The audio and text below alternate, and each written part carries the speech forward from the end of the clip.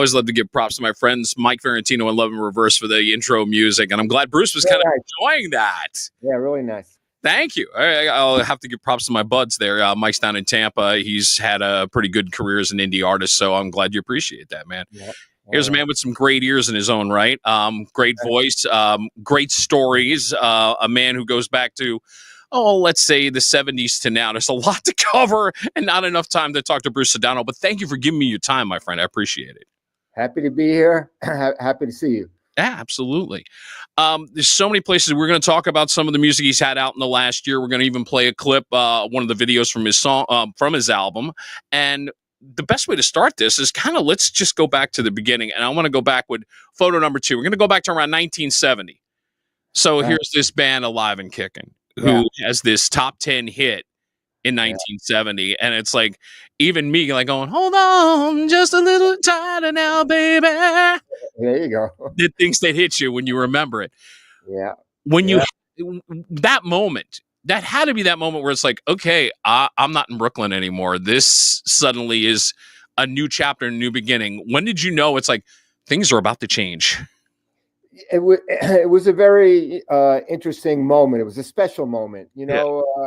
We were a bunch of kids that grew up in Flatbush, Brooklyn, and we had, I had multiple bands over a series of 3 or 4 years there in the 60s. Right. We kind of evolved as a band and worked our way up through the circuit of the tri-state area and ended up being the house band at probably the hottest club at the time. It was called Cheetah. It was in Manhattan, 52nd Street, right off 8th Avenue. Nice. And we were the house band, and we played 6 nights a week, 5 sets a night, 40 minutes on, 20 minutes off, Right. And coincidentally, Tommy James lived around the corner and came into the club one night. And, here I was an aspiring songwriter. My whole dream of my whole life was to be a songwriter. And Tommy comes in, and this is 1968, and he's already had Hanky Panky, and I Think We're Alone Now, and Moni Moni, and and so he's gracious. He takes me under his wing. He invites me to his apartment around the corner. I would go there on breaks to try and write songs with him.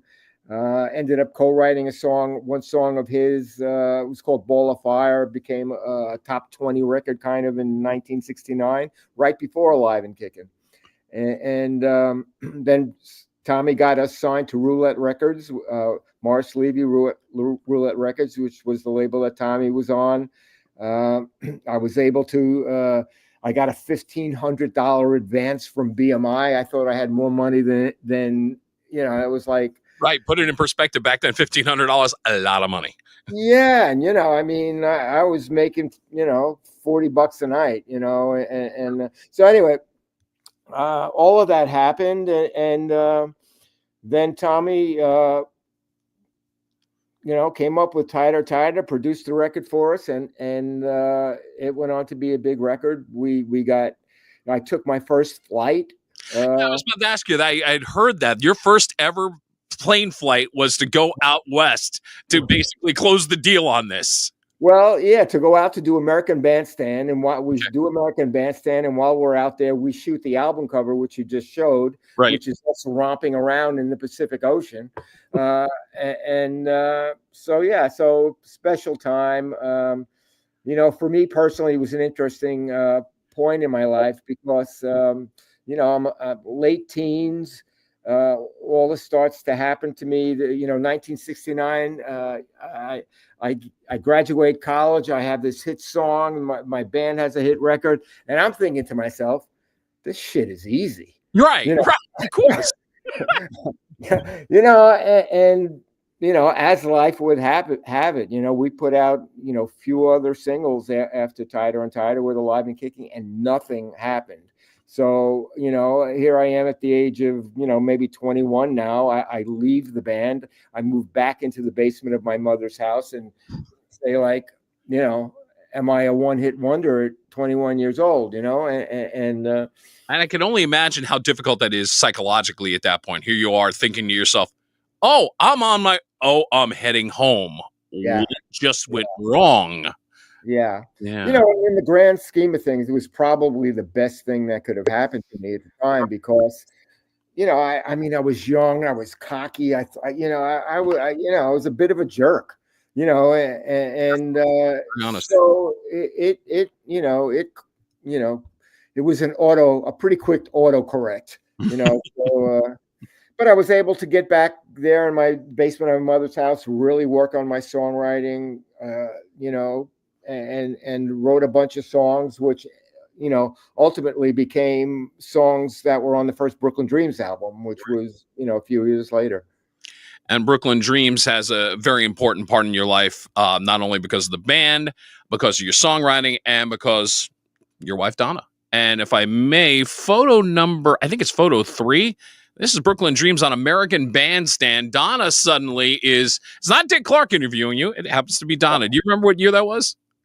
I guess it was 1978. Okay. Yeah, 1978. And Donna interviewed us. A little known fact, Donna was the only person other than Dick Clark to ever host American Bandstand. Wow. In all the years of American Bandstand. I never would have guessed that she's the only substitute host for Dick Clark after all those decades. That's crazy. Yeah, pretty funny. But there we were. And with Brooklyn Dreams, but Bing, put the photo up one more time because I want to point out the man in the middle. That is Joe Esposito, if I'm not mistaken. Robin Esposito, Eddie Hogan sitting on the far right, and me in between Joe and Donna. Absolutely. And Joe plays an important part because one of the songs you penned with Donna was Heaven Knows, and that's his voice on that. I didn't write Heaven Knows. Heaven Knows was Donna and Giorgio and Pete Bellotti. But yeah, that's Joe's great voice. Joe being, great singer, great artist, and one of my best friends. So. Pleasure to know that, Joe. If you're watching, thank you. When it came around that time, this is when you meet up with Donna. You start knowing that, okay, you know what, we're collaborating well, we're doing some things together. But in the midst of all this, when was that moment that you knew this is the woman I want to be with? This is the woman I'm going to eventually marry. Do you remember that moment? Yeah, we were instantly, attracted to each other. We started writing songs together literally the day that we met, and it was an interesting process. I had a long-term girlfriend. She had a boyfriend, so there was, it was a little bit complicated in the beginning, but we worked our way through that. Right. And, it was an interesting time, and it was an interesting decision to make, because we were both, in love, but also at the same time reluctant. We both had, separate situations. Donna's record company was very concerned about keeping her not under control, but being able to manage the situation, and at the same time, my record company was telling me, Bruce, you're going to ruin your career by this relationship because you're going to, take the focus away from who you are and what you do, and you're going to be in her shadow and all this stuff. So, and so Donna and I, in the midst of evolving our relationship, wrestled with some of these issues. There were, we were an interracial couple at a time when, that was not common like it is today. That is true. So there were some of those pressures going on, but there was very clearly a point, where we decided we didn't care anymore about any of these other things. We did not want to live our lives apart. We wanted to be together, and that, I don't want to say trumped all the other options. But, in love conquers all. We can say it that way. Let's go with that. Let's go with that cliche. I think I bailed you out on that one. Yeah, thank you very much. You're quite welcome, Bruce. I understood what you meant. Yeah. But and from there, we just, headed on into our lives. We were together for 35 years. We raised 3 beautiful daughters. I have 9 grandchildren. The biggest tragedy in my life has been losing Donna, which is going to be 13 years in May. Yeah. I'm a blessed man. I'm remarried. I have a wonderful wife now. I mean,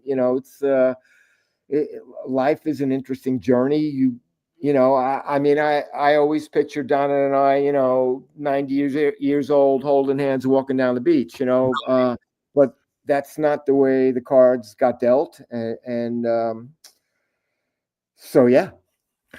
You mentioned being remarried. Was it reluctancy at first when you started, quote unquote, dating again, and you wind up in another loving situation which worked out well for you? Thank you very much. Yeah. Well, I think, I've always been, I'm a very social guy, but on the other side of that, there's the guy who's very contemplative and doesn't mind being alone. And I spend a lot of time in my room working and, all by myself. And Right. I'm very comfortable there. So I initially, was feeling like I'll be okay. I like to be alone, Sure. but, I found out differently. I found out that I'm not somebody who can be alone for too long because my mind goes places that I don't want to go in. I mean, Right. So it's and I fortunately I met Francesca and I discovered that you can fall in love again. And much to my surprise, but again. It was a blessing, it was a blessing. So, but yeah. That's amazing because I mean everybody sits there and says, "Hey, look, finding love once is an amazing feat. To find it a second time is just like, Yeah. I don't know what you did, but thank you very much for the blessings that I have." Yeah. And on the other side of it, I get to write songs about all this stuff, which See, I was going to ask you. I mean, is that sort of the influence now when you kind of look at songwriting in 2023, 2024, 2025 right now? Yeah, the thing for me was I did one solo record back in 1980. This was after doing 4 albums with the Brooklyn Dreams.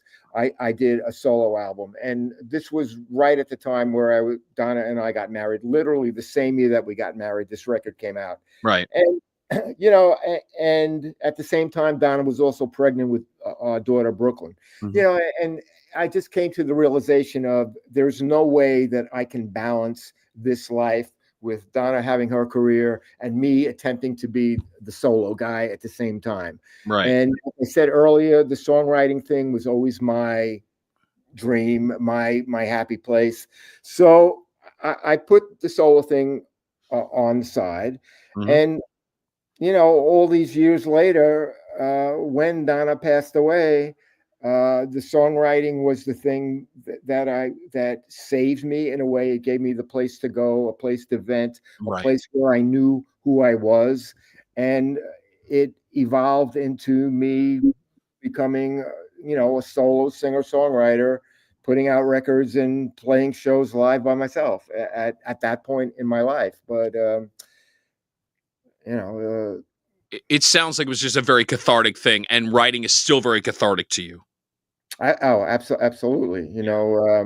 My motto is keep living, keep writing, because, there's, always something to say and so now I've kind of, I put this album out and I've done a bunch of shows and I'm still doing shows. I'm in Italy right now. Oh, wow. And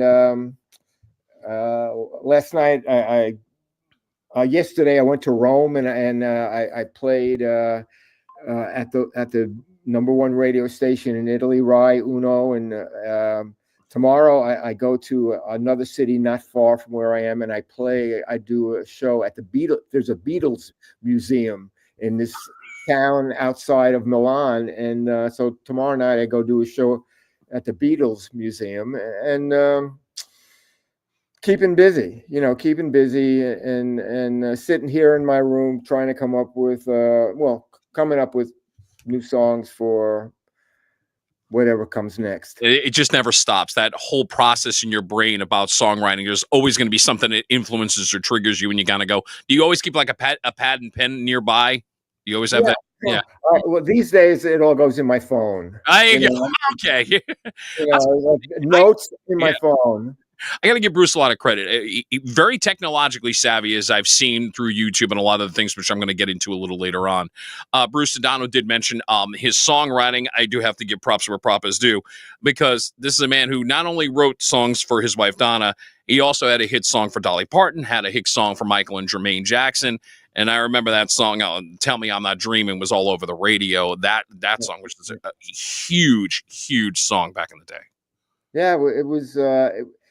It was that also was an interesting story in that, you know, it wasn't written for Michael. You know, I was there was a period of time in the early '80s when I was co-writing with Michael Omardian a lot, and we had worked. Michael produced a previous Jermaine album, Mm-hmm. and I had co-written a couple of songs on that album, and we were working on songs for Jermaine's next album when Michael heard "Tell Me I'm Not Dreaming," and I had run into him in the studio one day.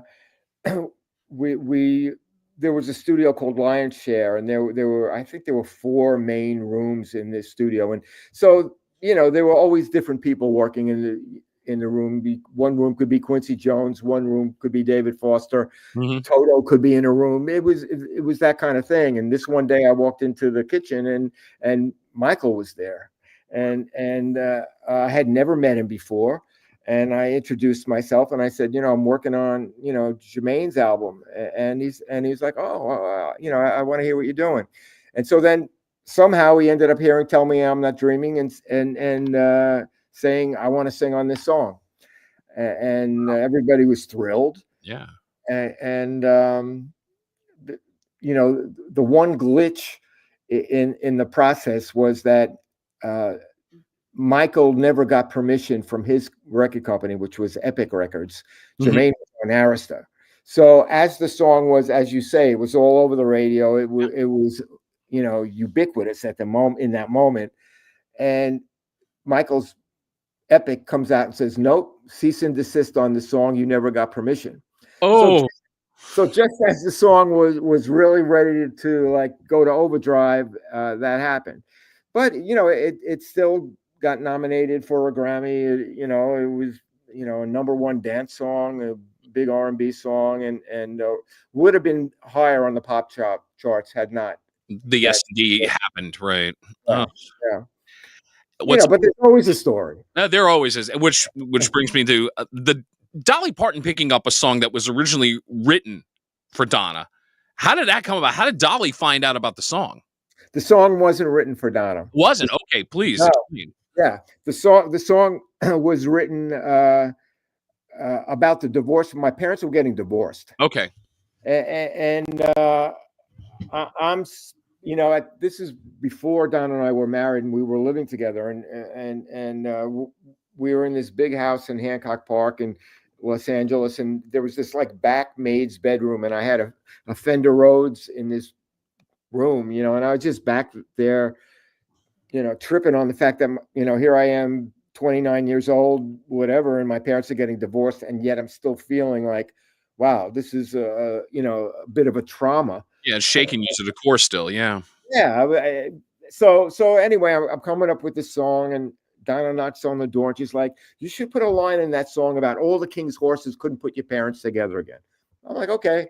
So I work that line in. Naturally, it becomes the most popular line in the song, you know. Right. And then soon after that, Donna's going on the Johnny Carson show to promote her next single. Mm-hmm. And she comes to me and says, I'm going to sing "Starting Over Again" on the Johnny Carson show. And I say, that's really nice, but you can't do that. You're going on to promote your next single. She said, well, I think they're going to give me a second song, and I'm going to sing "Starting Over Again." So she goes on Johnny Carson's show. She sings "Starting Over Again." It's an amazing performance. You know, literally the next day, Dolly Parton's people call saying, how do we get this song? And so in reality, Donna never really recorded the song. Right. But that's how that happened. And then Dolly had a hit with it. And then 16 years later, later. The Reba version came out. Yeah. So, it's amazing how things happen, so You never would have thought just that one performance on Carson would lead to, the double, the double being Dolly going to number one and then Reba making it hit all over 16 years later. I mean, it's a fantastic gift. Yep, absolutely. So it's funny because I'm thinking about live performances and I had this photo. I'm going to pull it out now. I'm going to go to photo number 4 because I actually remembered this from watching it on Reach and Kathy Lee. And the thing that stood out about this, and I think you could shed some light as a songwriter on this, she's performing on the radio. Yeah. And this interpretation being strictly acoustic, Donna's voice is, you're doing a great job on guitar, but her voice is shining even more. And it's that you start to wonder, like going, a lot of her songs could have been ballads at times just by the lyrics when you listen to the lyrics of on the radio. Yeah. And you sit there and go, the beauty of Donna's voice at times was just, yeah, she did great dance music, but I mean, the woman could flat out freaking sing, and it showed in that little 2-minute clip there. It was amazing. Yeah.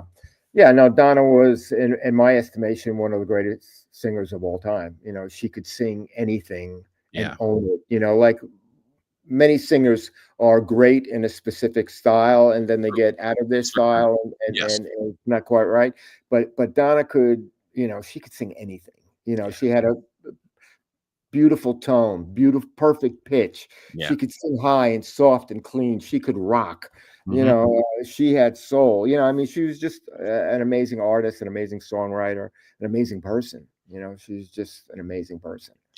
Glad to have Bruce Sudano here on the A Game. Not only the husband of Donna Summer, but an amazing songwriter and an incredible singer in his own right. Album that came out within the last year is Talking Ugly Truth, Telling Pretty Lies. Title track from that album, by the way, 3 million views on YouTube, which is not a small feat. So as an indie artist, congratulations. That is not an easy thing to pull off. Yeah, I don't know how that happens. I think you have to, I don't know. First of all, the videos, it's a great video. I have to give props to team. I have a Ukrainian video team. Okay. The producers is Kira, and the director is Timur. And they literally came, Kira came to the United States the day after the first day of the Ukrainian-Russian war. Oh, wow. Wow. And she had a big, video business in Ukraine, and came to LA, and somehow we connected. And so they did this video for Talking Ugly Truth, Telling Lies. They also did my latest video for a song called How'd You Get Here? And so I have a great relationship with them. They have a whole team. The whole editing process of the videos happens back in Kyiv, because they still have their whole production over there, facility there. So, but yeah, I don't know how we got 3 million views. Props to my management. I guess. I said he's somewhat technologically savvy because he's actually aware of this, but obviously it takes a team to put it all together, and that's great to hear. Now, the album itself, you got a 7-time Grammy nominee that was involved in this project. Please tell me about him. Are you referring to Ken Lewis? Ken Lewis. Yeah, so Ken also came through my manager, Cindy DeSilva. Wow. And I don't know how they hooked up, but she was like, you should have Ken try a mix on something for you. Right. And so Ken and I spoke, and we hit it off right away. He's super creative. He's super intuitive. Right. He has he takes his time with things so that he can find the soul of what it is that he's trying to do, so that it's just not stock and predictable in what is going to happen. And so it's a very sweet collaboration, and I really enjoyed working with him. Yeah, this is a guy who's been nominated for some of the top Grammy Awards and albums from Usher, Kanye, and a band called Fun that I absolutely adore. Yeah. I Yeah. mean, he's the real deal. He's 0 for 7 in the Grammys, which is unbelievable. He's got to win one at some point. Yeah. Well, he just won for the Alicia Keys musical. Finally. Yeah. Another amazing artist. When it comes to your album, Ming, can you scroll down for me? Because we're going to set up the video here that I picked out from the album. Now, this is the song called Better Than This. And the reason I picked this, when you enjoy the video and take a listen, there's two artists that come into my head because of your voice and because lyrically. And one of them, I've seen in reviews, the Tom Waits comparison, very, very much on point. But I'm also going to, since I'm a Jersey guy, I got to throw Springsteen in the mix on this. Hey, you just named two of my heroes. Amen. Two of my heroes. So anytime I can get that kind of comparison, I appreciate it. I think when you watch this, you'll know why it's deserved. This is Better Than This from Bruce Sudano. It's here on the A Game. Enjoy.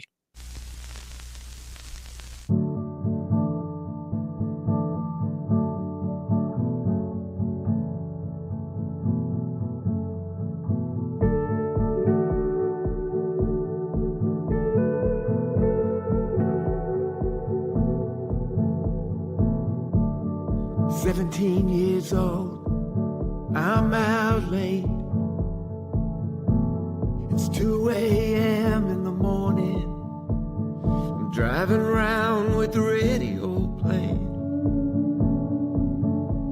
Think I'll pass by Nadine's, see if she's awake.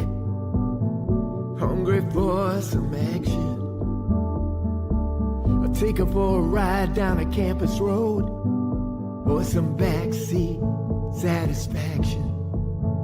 Oh, and I don't care what anybody says, it don't get any better than this. Your daddy's car and a stolen kiss.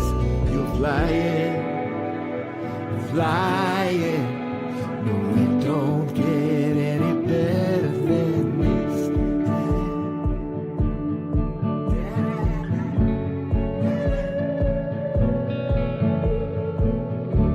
I was so naive, first time I fell in love. Went head over heels, had no idea. Thought this is what forever was. So much light on the horizon, no end in sight. Just chasing down a dream. 'Cause what more could any young boy want than a rock and roll band and a beauty queen? Oh, and I don't care what anybody says, it don't get any better than this. Finding out what your freedom is and flying. No, it don't get any better than this. Da-da, da-da. And one by one, days go by. All in the blink of an eye, rolling with history, shadowed by memories. Now I ain't 17, that's okay. At night in bed with my baby, it's the best time of every day. Still got fire in my belly, no I ain't letting go. Living every minute and grateful for it all.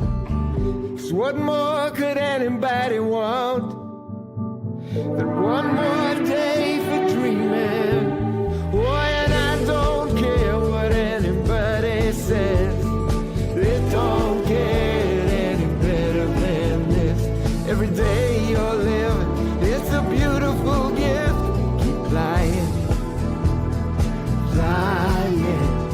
'cause it don't get any better than this. No, it don't get any better than this.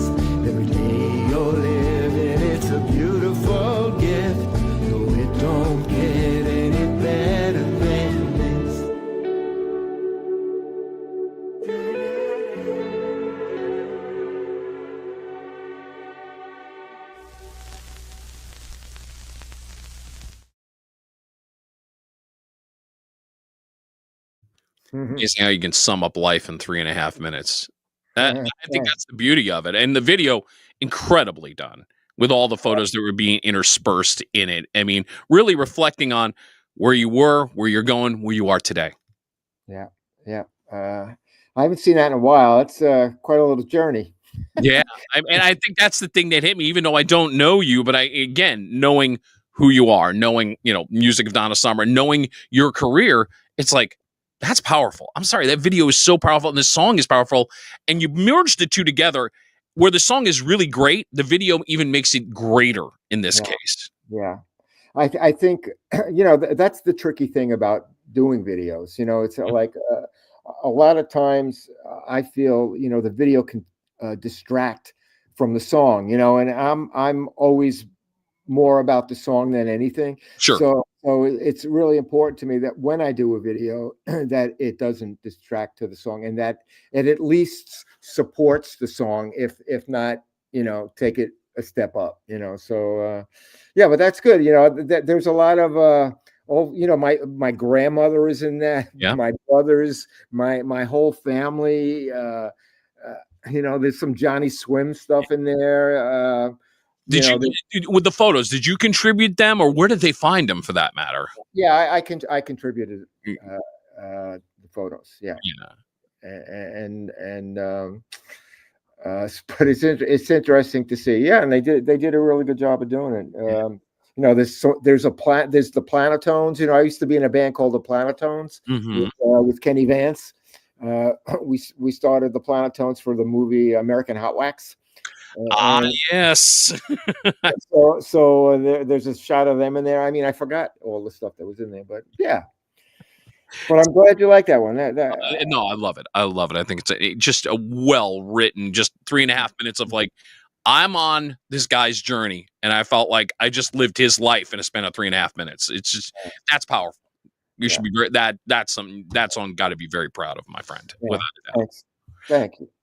Bruce Sudano is here on the A Game. Okay, so I come to my part of the show called Random Shots. These questions can come from anywhere. This is called I stalk Bruce Sudano's social media. That's what it really boils down to. So, but I've also come up with some questions that play to his songwriting mentality as well. So, yeah, well, this is where I go. Looking back on the 70s, what was one of the most, in your mind, other than songs you've been involved with, what was one of the most underrated songs of the 70s, in your opinion? Underrated? Yeah.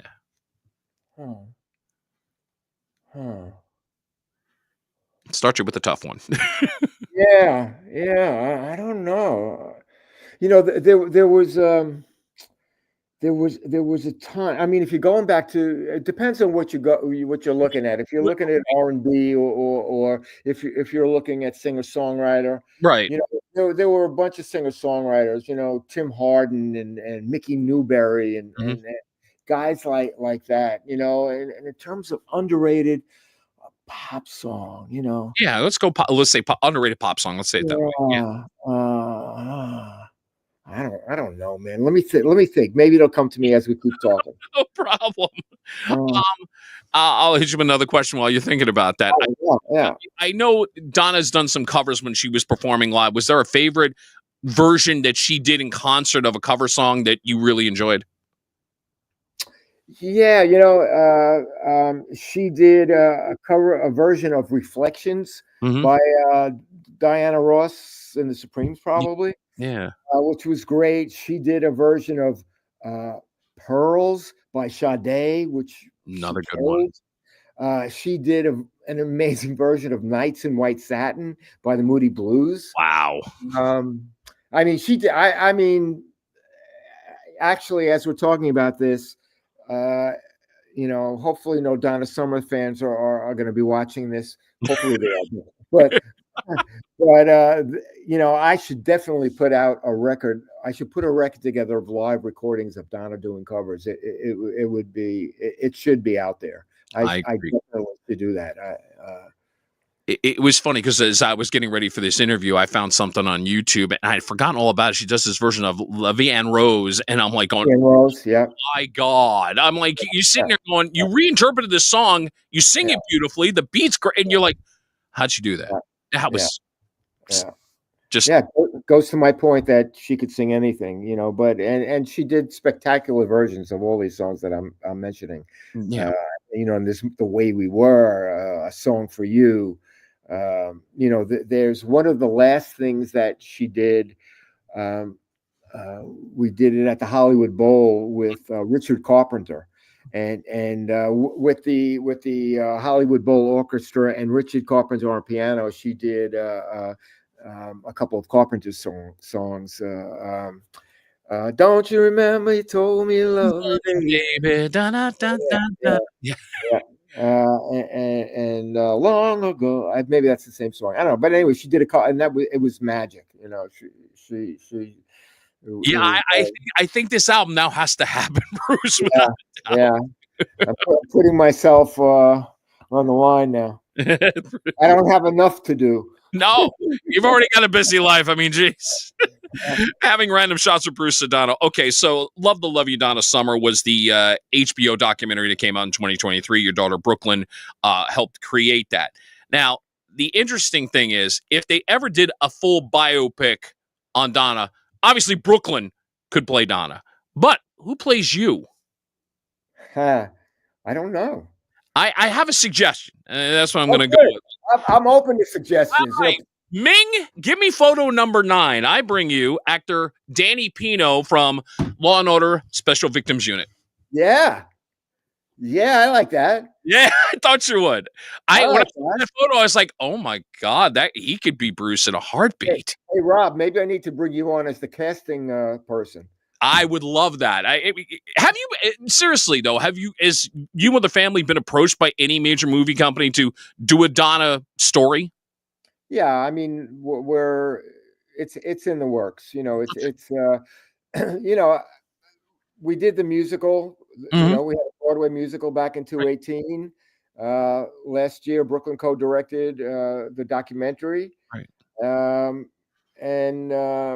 All these projects take time, you know, and the movie thing is in the works, mm-hmm. but they take time. It takes years to make these things happen in the right way. Right, and that's what a lot of people don't realize. Just because it's an idea, the idea could take up to 5 years. Like you say, get it right. Yeah, absolutely. So whatever happens with it, I hope Brooklyn's involved in it because again, she's a talented actress in her own right. I remember her from My Wife and Kids on ABC. Absolutely.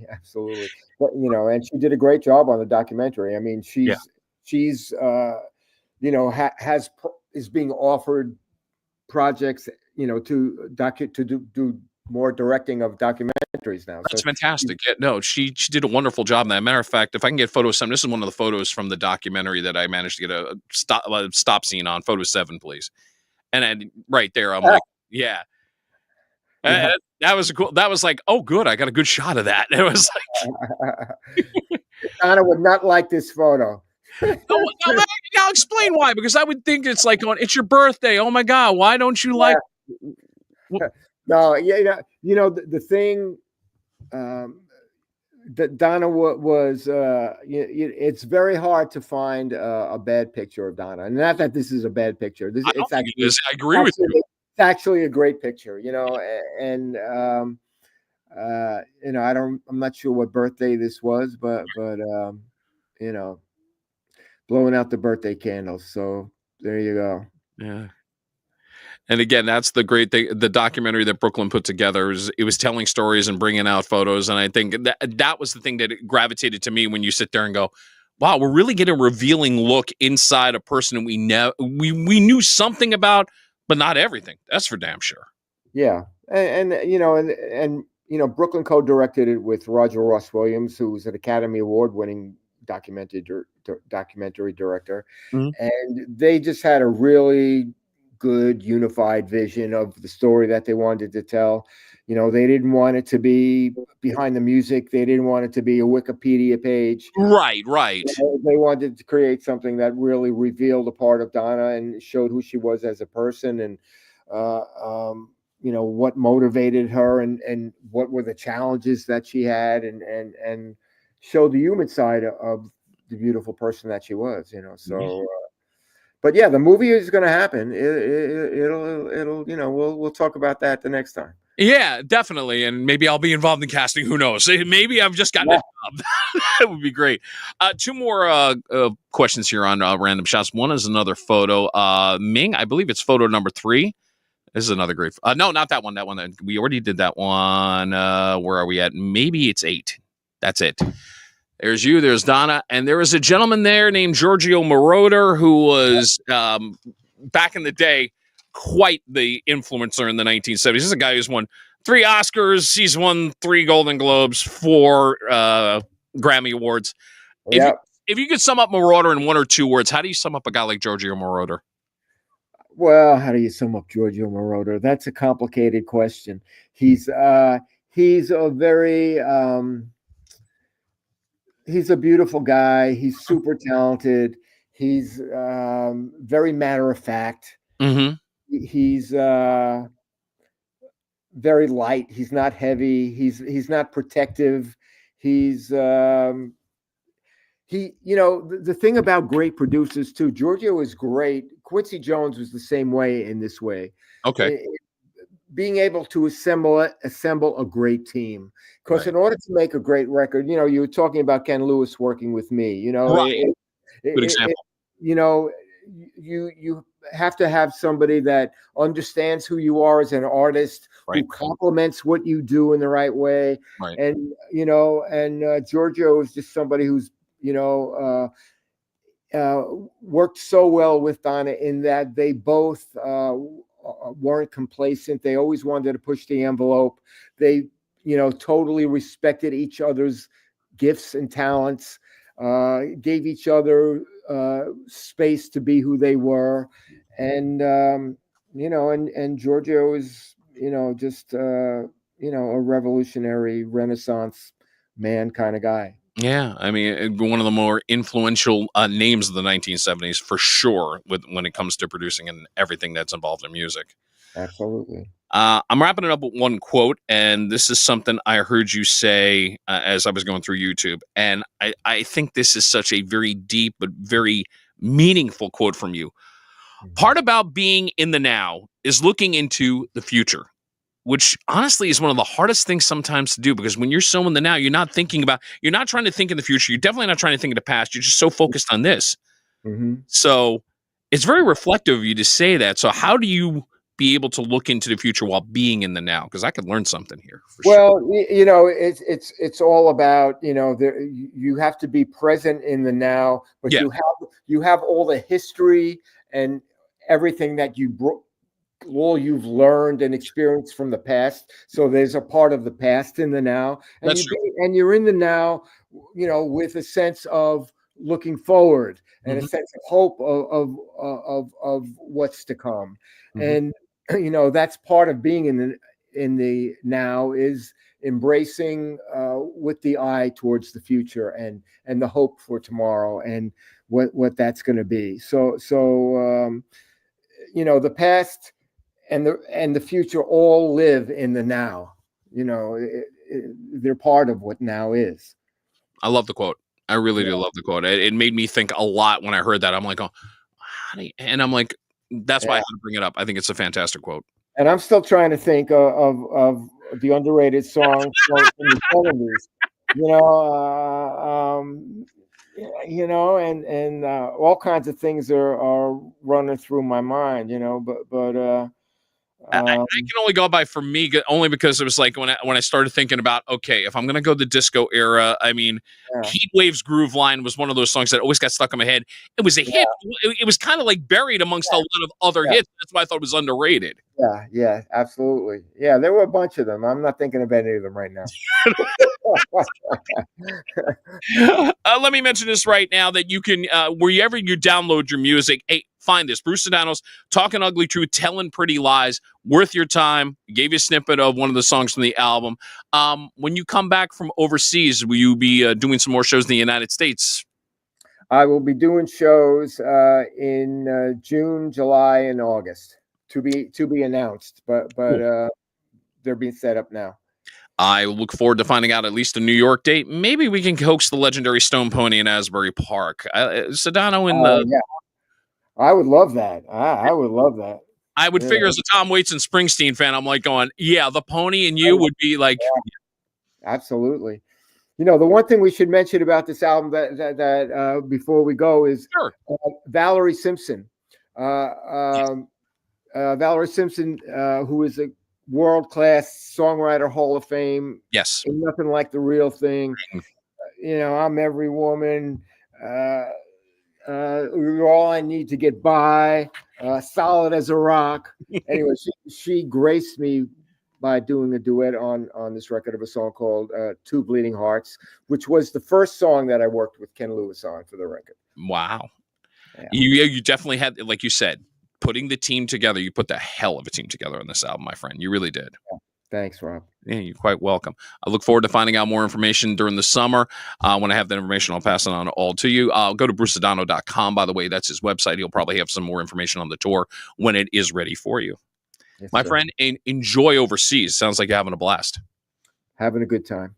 All right, man. Thank you, Rob. Appreciate it. Thank you for your time. No, much appreciated. We'll be back in about a week or two. Check us out then. And don't forget to follow my Facebook link and my YouTube channel. You can get everything for free. Until next time, for Bruce Sudano, I'm Rob Acampora. Take care. Enjoy.